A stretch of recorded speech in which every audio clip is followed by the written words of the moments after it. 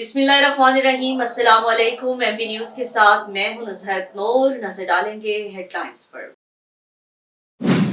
Chairperson child protection bureau का पोशाक में मासूम बच्चे के कत्ल के वाक़े का notice. Chairperson child protection bureau ने पोशाक में मासूम बच्चे के कत्ल के वाक़े का नोटिस दे दिया। चेयरपर्सन सारा अहमद ने चाइल्ड प्रोटेक्शन ब्यूरो फैसलाबाद की टीम के मकतूल बच्चे के लवाहिकीन से राब्ता करने की हिदायत की।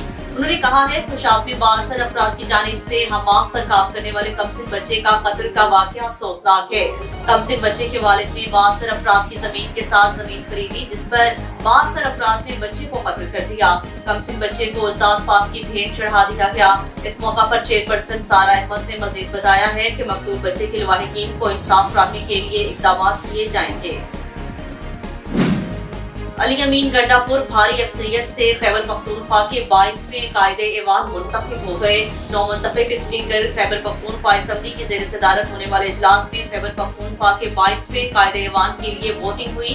आजाद हैसियत में डेरा इस्माइल खान से इलेक्शन जीतने वाले अली अमीन गंडापुर को सुन्नी इत्तेहाद काउंसिल की हिमायत हासिल थी, जबकि उनके मध्य मुकाबले मुस्लिम खून के इबादतुल्लाह खान थे, जिन्हें पीपल्स पार्टी और पीटीआई पार्लियामेंटेरियंस की हिमायत भी हासिल की।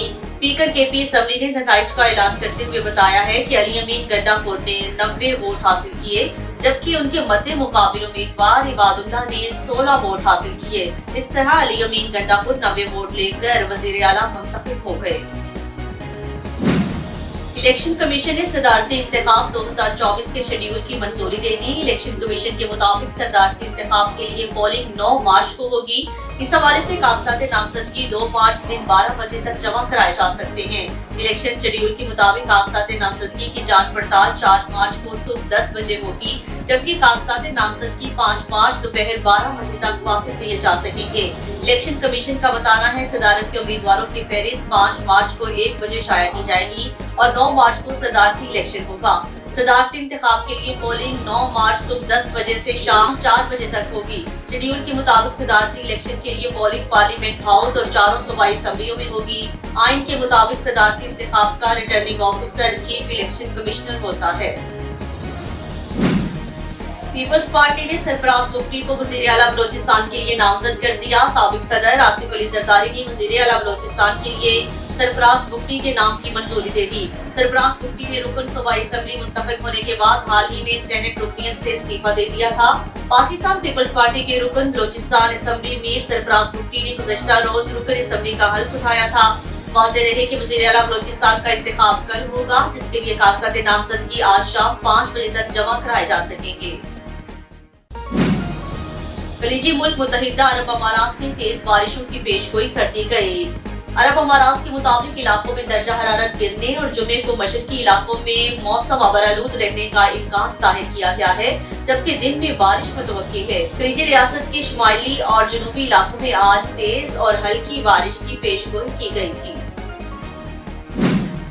और पुर्तगाल के स्टार फुटबॉल क्रिस्टियानो रोनाल्डो पर एक मैच की पाबंदी और 10,000 रियाल जुर्माना आयद कर दिया गया।